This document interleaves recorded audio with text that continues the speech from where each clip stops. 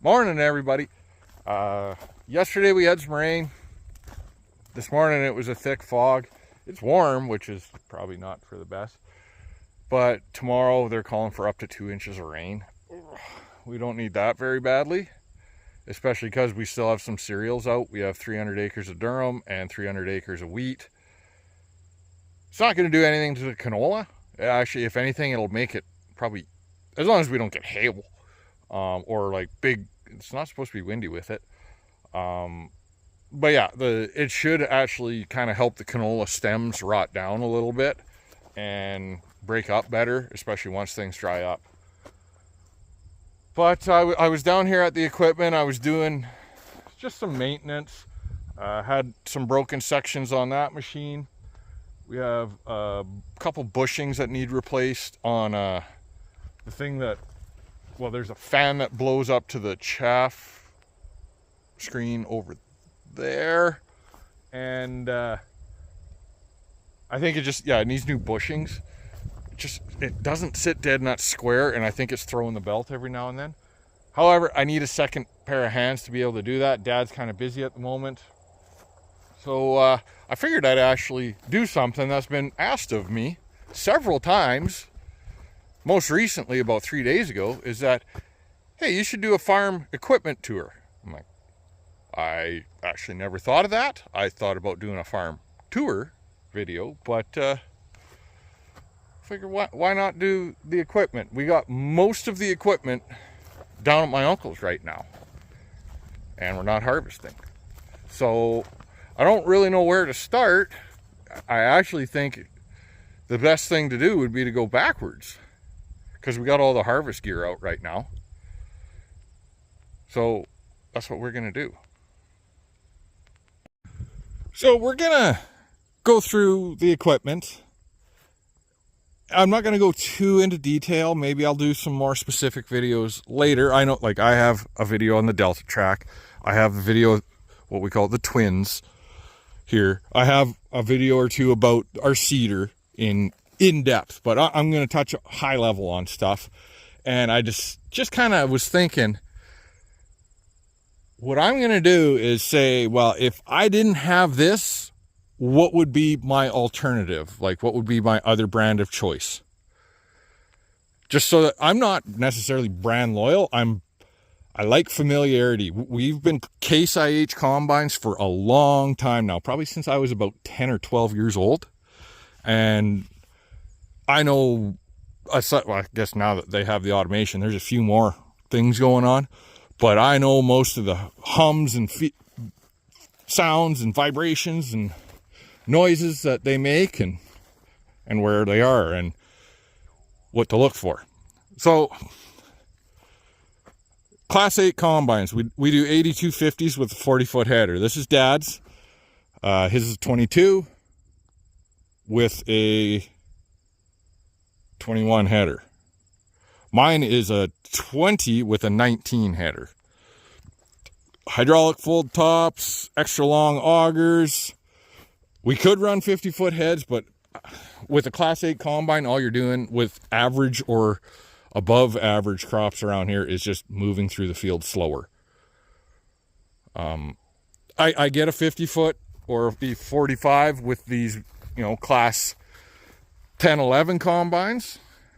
But, when you're talking the big claws ones or AF 1011s, CR 1011s, X9 1000s or 1100s.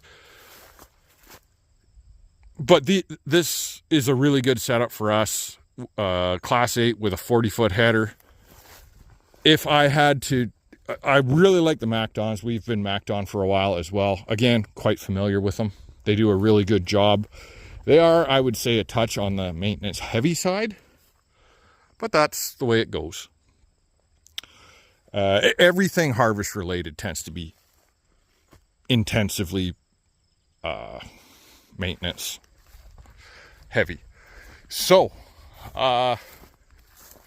if, like, we probably could run 45-foot heads around here in an average year. I don't know if we gain a lot more acres per day. We would have some issues going up and down the roads. There's some spots where there's poorly placed signs, or there's a bluff or trees or railroad crossings, stuff like that, where a 45 gets to be a pain in the ass. If I wasn't running case, I would probably say claws would be my number 2. Claws or New Holland. New Holland, I feel, is almost cheating in that they're very much the same aside from twin rotor, but I like the idea of the twin rotors. Claws, if I had a different header, it would be tough to go to a different header. We had a bad experience with a honeybee header. This is a long time ago, but that's one of those things that just hangs in your mind. We had an absolute lemon of a header. And we were lucky to get 5 hours a day of it running for 2-3 weeks. We were breaking gearboxes, and sections were popping for no reason, and the drapers were sticking, and anyways, possibly one of the Geringhoff would be those True Flex razors. I would definitely like to demo one of those at some point. What I worry about is availability and service, in that you're pretty much looking at 2 hours in any direction for Geringhoff parts. Moving on. Done a video on these guys, or this guy. 610 Delta Track. This is 2019. Love this tractor. If there's one thing I hate about it, it's the computer that's inside. But overall, it's been a really, really, really good machine for us. It's got like 4,000 hours on it now. That wasn't planned. It's got a lot of hours, but a lot of them are idle or grain cart hours, which are pretty not very intensive. 30-inch tracks. If I'd change anything on it, I'd probably go to the 36-inch tracks, and I'd probably run maybe a John Deere guidance. I'm not a fan of John Deere equipment, but I do like their guidance and their computers. We have had a couple minor issues with it. Whether this year we had a blown hydraulic hose on the back. We've had issues with the reversing fan. We think we've got that figured out. We had some def issues at one point. Fix that up. You know, it's not the flashiest, but it's a really good, strong tractor. If I'm changing this guy out to anything, probably a case or a claws. Those Xerions, I don't know how you say it, Xerion. I think they're a kind of slick tractor, but and case as well. You know, we've had pretty good luck with case. This tractor's got a lot of hours, as I said, because it's been running the grain cart. I would prefer that not be the case, but we just don't have the extra tractor, and I'm going to touch on that. We do have another tractor, and I'll tell you what I'd like to do. Grain cart. This is our Brent 882. This is 2019. I don't know if I said that or not. Brent 882. I believe this is a 2012, if I remember right. It's an 850 bushel cart. I think it's I'm not going to get into the conversions, but I saw one spot where they said it's an 880. Typically it's like an 850. I think the conversion comes from the US bushels to, or I guess you'd call it Winchester bushels to Avery bushels. We got this. I shouldn't even say we. My dad and my uncle got this because they were getting into bagging. We still bag a lot. There's a bag just on the other side there, that white. It's a little small for my liking, this cart, but it works pretty good. We'll get a full hopper off of each, and that's about it in here. Pretty base model. When we got it, my first year I put the cameras on. My second year I put the Libra cart and load cells all on. I like this cart because it's simple. There's not a lot of moving parts. So we had it initially, it was hydraulically driven. I still have the hydraulic kit for it, but it is way, way faster on the PTO. So we like that. If I was going to change this guy out to anything, well, this is on the list to get upgraded over winter. Whether that happens or not, who knows? I feel like the price of these is a bit silly at the moment, and that could be just harvest pricing. I also feel like, hey, the price of everything combines wise has kind of come down in the last year. Maybe we see a softening in the market for grain carts. For me, if money wasn't an issue, it would probably be an Elmer's. I really like the Elmer's carts. Not necessarily need the tracks, but I quite like the newer Elmer's carts. They're the ones that don't have the belts. I think they're a really nice setup. Also like J&M carts. So we'll see. I'm thinking probably go up to a 1,300 bushel cart. That way we could get a full triaxle load. But yeah, that's to be updated. Coming over here, this is a 20, I think it's a 10. Dad got this the same year I graduated university. This is our Versatile 2375. It has less hours now than the Delta Track does. But this is, they call this a Western version. It's 375 it's 375 horsepower. But it's a plain Jane. Like, it's got the smaller tires. We had all the suitcase weights added. Power, it doesn't have power shift, it doesn't have PTO. Yeah, it's a pretty base model cab, base model everything on it. And this needs to get upgraded fairly soon. I would like to have something of the 450 to 500 horsepower as our secondary. 500 plus would give us a nice backup to pull the seeder. I don't know if we necessarily need to go that way, but we'll see. This used to pull the grain cart, but then in 2019 it got really wet, so we decided to use the Delta Track for a little more jam and the PTO. And we've never gone back because we really like having the PTO.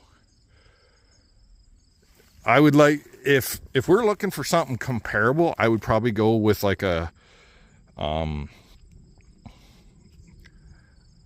I really like the Massey Ferguson, what are they? 8740S's, I think is what they are. Like a front wheel assist, good 400 horsepower kind of thing. I think would be great to run that cart even up to a 1300.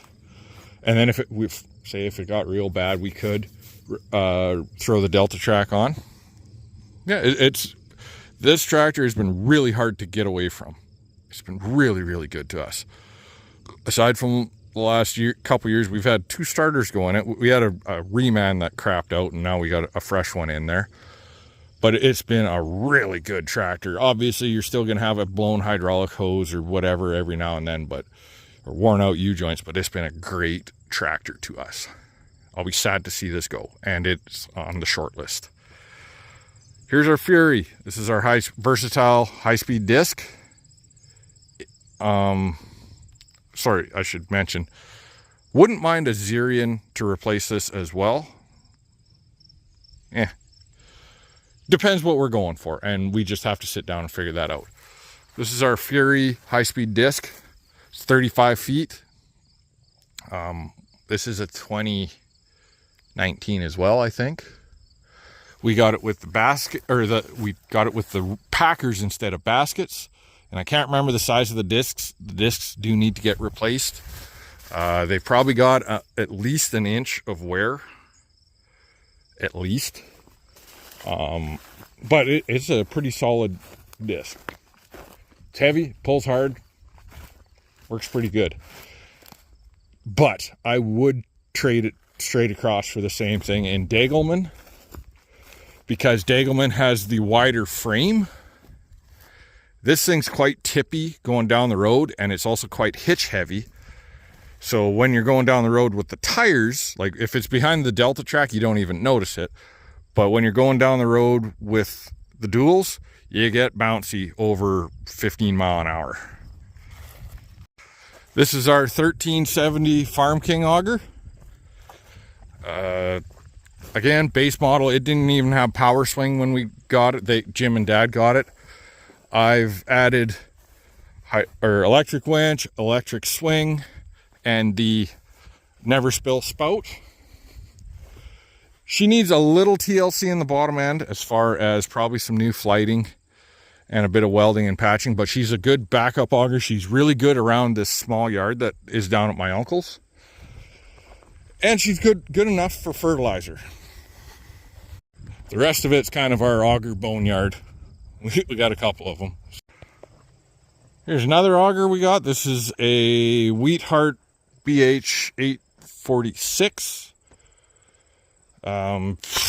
Probably like 2009 or something. She's had a lot of bushels through it, but she's in pretty good shape.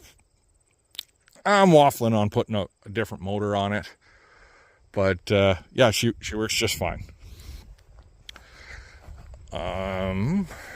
Actually, while we're here, there's my farm truck. It's my brother's old welding truck, so she's a bit rusty. That's a 05 Dodge 3500 with the Cummins. This is just actually, I bought this when I moved back from Calgary to move all my stuff.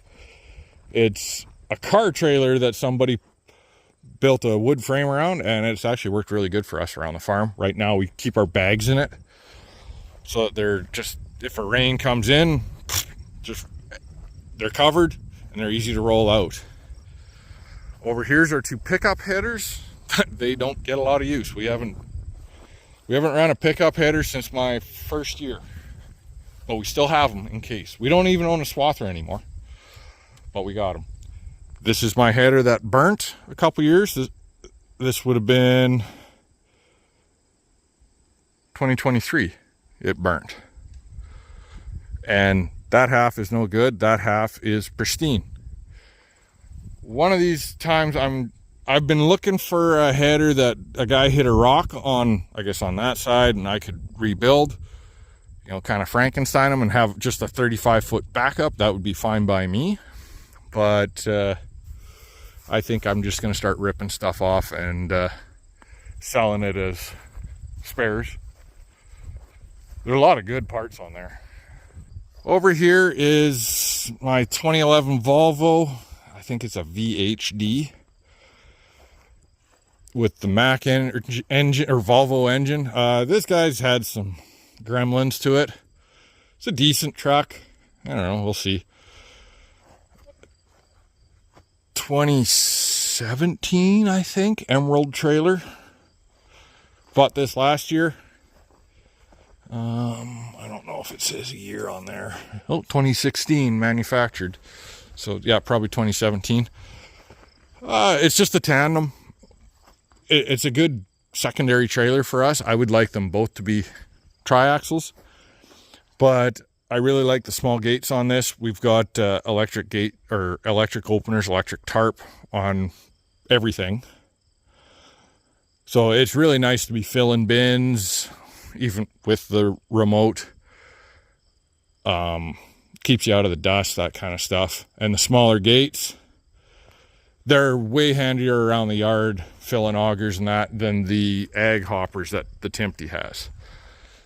The Timpty, what year is this? 21, I think. 2-hopper. It's a good trailer. I just wish it had the different gates, or that the gates would open the other way, so that they would go this way instead of this way. This is my 2013 Freightliner with the Cummins ISX 15. This has been a damn good semi. Haven't had to do a whole lot to it.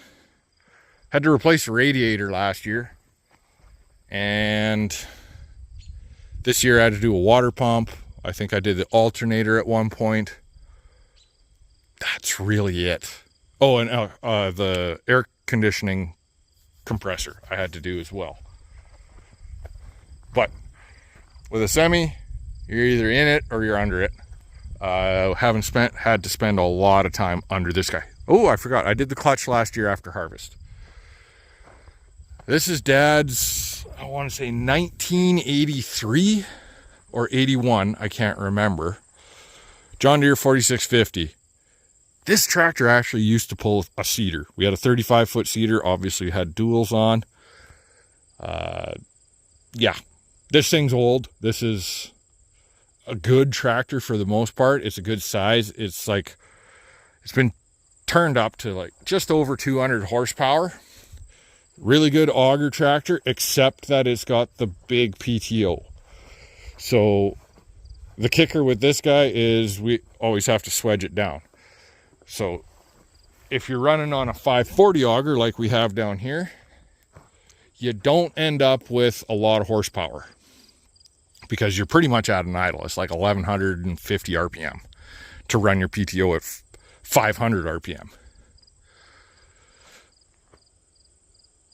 When I'm hoping next year to upgrade our other auger, the 1385, and have the 1000, the reducer gearbox, that'll be great.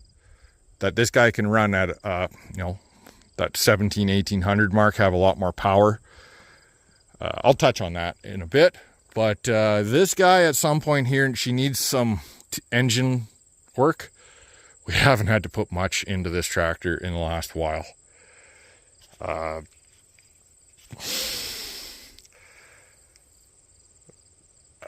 remember doing a starter at one point. I don't know if it was this. I had to do batteries this winter. I've got some remote stuff set up for it for running the bagger. But I would really like this to be our primary auger tractor. It's just, there's just no power when it's running at PTO speed with 540. With 1000, tons of power. This is our Lofness grain bagger. It's a 10-foot one. I think it's about a 2012 as well. I like it. It could be better, but we own it. I'm not going to spend a lot more money on bagging equipment. If I'm going to do anything, I'm going to put a tarp on this, like a roll tarp, just so that if it does rain and we're hooked onto a bag, we can stop it. Our solution right now is to tilt this forward and knock that open so everything drains out, but you still end up getting some in there.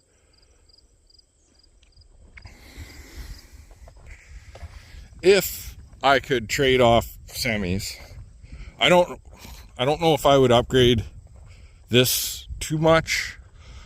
I would like some more options on it. No, I shouldn't say options. Gauges more than anything. Doesn't have a ton of gauges. It's a pretty base model, but it works really good. It's got full lockers, 18 speed, heavy spec, yada, yada, yada. Probably would consider going to an automatic transmission. Same as this guy. I'm probably going to shop around, see if I can maybe upgrade this.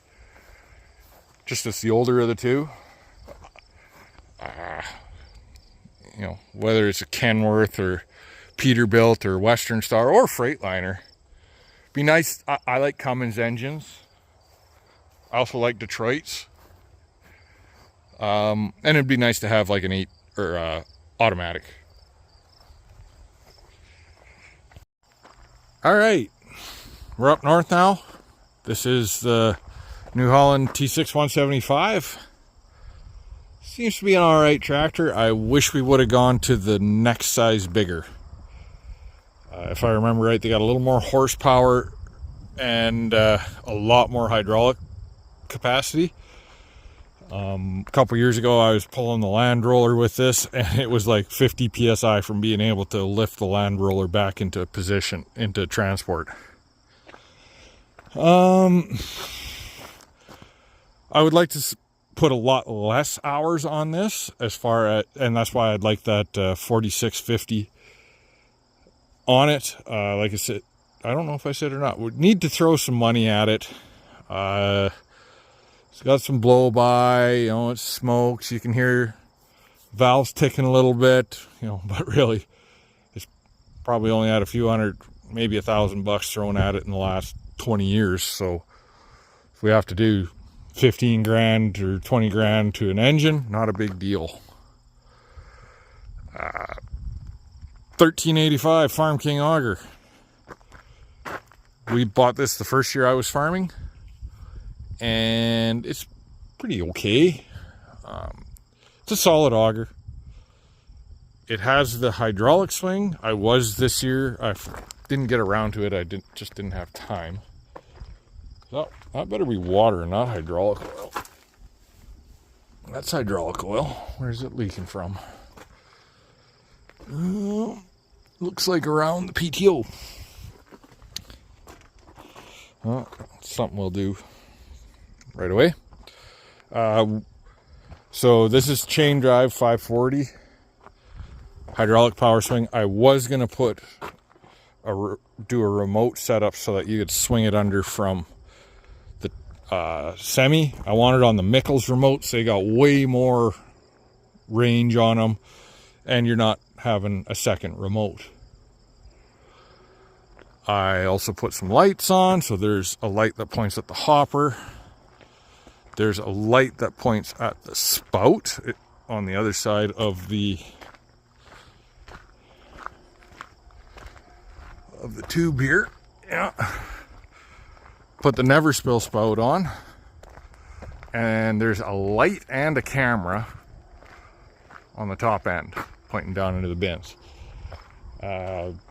This is, like I said, pretty good auger. I'd like it to be the secondary auger. Next year I'm looking at probably getting another 1385. I would like a 16-inch auger, but we don't have enough bins like this. Like between these and the ones we have at the airport are about all the ones I'd be willing to fill with a 16-inch auger. I do want to have the 1000 RPM gearbox reducer, and I do want to have the telescoping. So probably another 1385. We built these bins so that we wouldn't have to get a bigger auger. I like these 85-foot augers. I think it's a really good size. Now, that being said, we could always, a bigger auger's cheap. It's just that we have a couple small yards or places that are pretty tight to get into. When you're running a 95 or 105-foot auger, yeah, it's tight. This is my homemade tender trailer. There's a video on me building it way back in 22, I think it was. Put the Chembine on it, a secondary hopper. We can fill off of either side. Works pretty good. If I need to change, I would love to have a dash trailer, don't get me wrong. But this works really good for what we've got into it. I would like to put black tanks on it, thus in the near future. Our sprayer. This is 2016 4440. 120-foot booms, 1250-gallon tank. She's pretty good. Probably one more year and we'll be looking to trade her off. This is one thing where I'm really torn on what to do, because I think with a lot of the See and Spray technology that's coming out, stuff like that, I would definitely like to have the 1600 or 1700 gallon tank. 120 foot's a good size boom for us. Even 132 would be all right. But I don't know, I feel like Case hasn't changed enough to justify the new price. I'm really interested in like Agrifac or Horsch especially. The way their boom control is, and having 10-inch centers. So, you know, hey, it gets windy out here. It'd be really nice to be able to spray on a windier day. That would take a lot of the stress during seeding off. As well, being on 10-inch centers, it'd be a lot cheaper, I think, don't quote me on that, to go to a a See and Spray, because See and Spray, all the See and Sprays are 10-inch. But versus this being 20-inch centers. Forgot to mention tender trailer. It's about 6,400 gallons I can get on there. They're 1650s. I should say 6,400 usable gallons, maybe 6,200. I think they're 1650 a piece is what they'll hold. But typically you don't get the bottom 50 to 75 gallons out of it, depending on how you're parked. This is the Wren Farm Boy extractor. Pretty good little unit. It's very simple. If I had one complaint, it's that the bar's not wide enough. When you're, I feel like the bar should be as wide as here, because we end up getting a big build-up here. So we wouldn't be able to do 300-foot bags. It just, there's too much, too many layers when it builds up on the corner. It'll be, fairly reasonable in the middle, but it'll be like way up to here from the corners. And this rewinder's kind of not the best either. And yeah, Dad backed into it once and jackknifed it, so it's a little bent.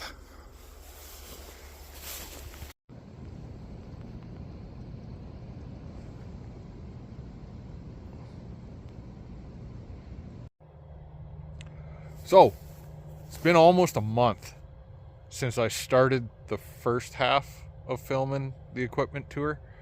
I was gonna, and then the wind and rain picked up, and it wasn't really any fun.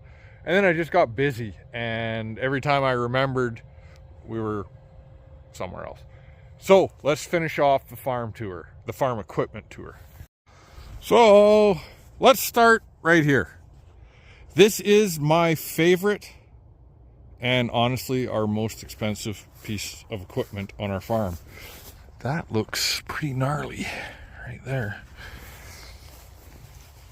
This is our 2024 Seed Hawk, Vaderstad Seed Hawk drill. So we have a 70-12 toolbar, which is 70 feet wide, 12-inch spacing, and I love it. There's obviously a few things I would change. You'll have to look at other videos to see that. This is a 7-section drill. It has sectional control and variable rate. So there's 10 shanks in each section. It's got full blockage, so blockage on the fertilizer and on the seed. Fertilizer is the black tubes, seed are the white-ish. They're kind of blue from canola. Yeah, it's a great unit. We put the Devlu mud scrapers on. We need it for some of our land, not all of our land. But I have no plans on trading this off anytime soon. All right, paired with the 70-12 toolbar is a PD 1000 tank. And quick overview, it's 4 compartments. Each run has its own individual meter, so that's what gives us sectional control and variable rate capabilities. Paired with the, I shouldn't say paired with, added on is the Batco conveyor. Quite like it, other than a lot of static shock from it. Next is, this is our Brandt, what is it, Commander, I think is what it's called. Yeah, 7,000 heavy harrow, 70 feet. It's got the big, I think these are 5/8 tines with the carbides on it. We bought this a couple years ago. Works really well. I would like to put a Valmar on this. Yeah. Beside it is our older set of harrows, and it's pretty worn out. This is a set of mid harrows, Borgo ones. They're a lot smaller. I think these are 7/16 harrows. And you can see they're a lot shorter. They're kind of worn down. They still work okay. It's one of the projects we'll have to do eventually, or we sell it. And the final piece of equipment that we currently have is my dynamic dozer. This is a 2022, I think, model. Can't quite remember. 16 foot. I think they call it a 4-way. Oh, there it is right there, 22. So you can tilt your, well, obviously up and down on your blade, tilt it or turn it laterally. You can tilt the whole thing, so that'd be your 3 axes, and you can actually offset your wheels so it's dragging to the side.